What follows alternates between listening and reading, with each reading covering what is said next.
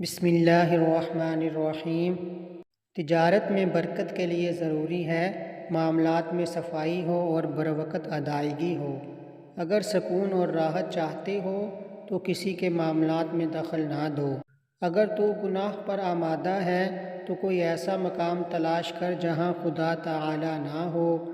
کلام اللہ کا اہم تقاضا ہے کہ اپنے کسی قریبی عالم سے ترجمہ و تفسیر ضرور پڑھے۔ نماز دن میں 5 مرتبہ فرض ہے، اس لیے اسے سیکھ کر ادا کرنا چاہیے۔ سچائی یہ ہے کہ دل باتیں کرے، یعنی وہ بات کہیے جو دل میں ہو۔ حتی المقدور کوشش اور دعا سے انسان اپنی منزل پا سکتا ہے۔ انسان کے پاس جو کچھ بھی ہے محض عطائے خداوندی ہے۔ گناہ کے بعد دل سے ندامت بھی توبہ کی شاخ ہے۔ دعا کم کریں اور دعا زیادہ کریں۔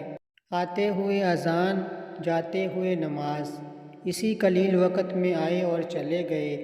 عورت کا نامحرم مرد کے ساتھ ملائم نرم گفتگو کرنا بدکاری میں داخل ہے۔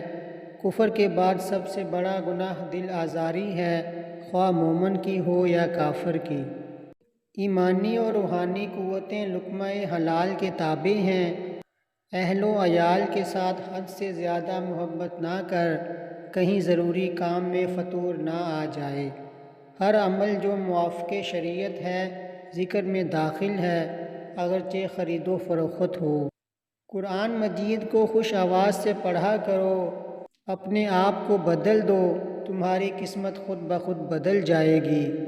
جو نماز نہ پڑھے اس کا کوئی دین نہیں۔ ہمارے چینل کو سبسکرائب کریں اور لائک کریں۔ اللہ حافظ۔